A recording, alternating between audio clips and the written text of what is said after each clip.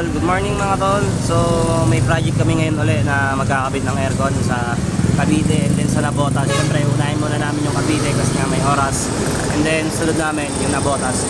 Yun nga mga tol, another day, another project. And then another kabit tayo ng aircon ngayong araw na to. Dalawang tos na nakakabitan natin ng aircon mga tol. Yun lang, basta tayo.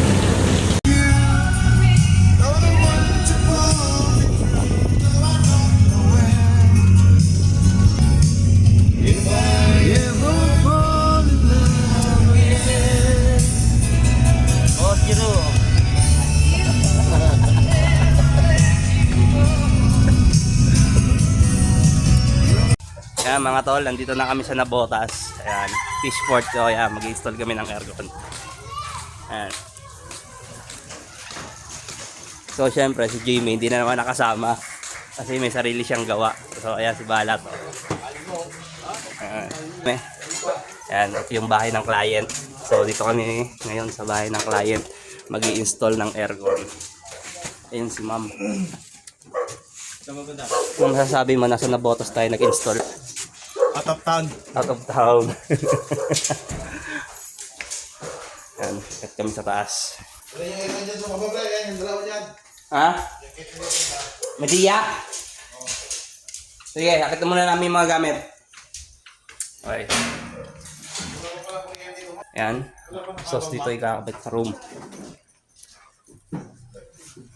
Yan.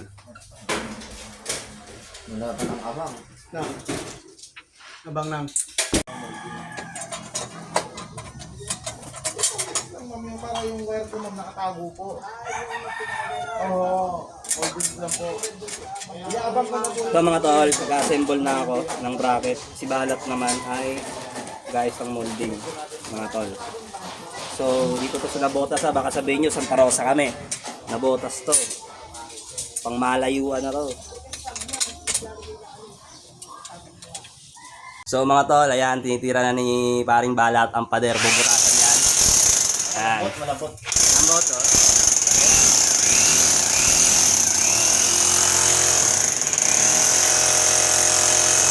Siyempre, kasama na natin si Jerome. And then si Balat.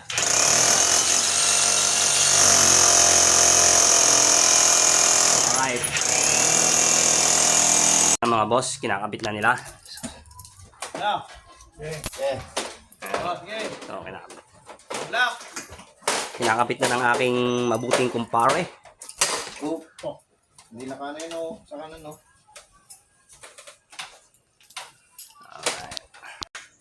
Okay mo sa akin dahil lumamig. Lumamig. Quality ba po? Quality.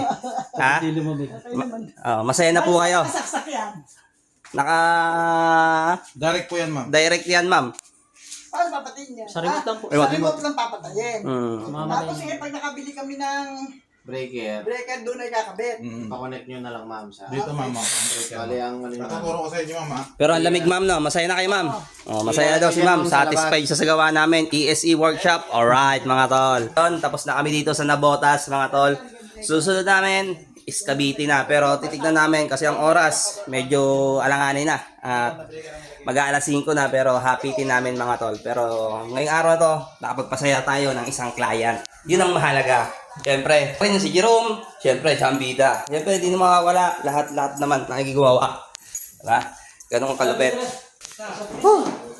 Anong masasabi ito sa Malabon? Sa Navotas? Okay. Goods.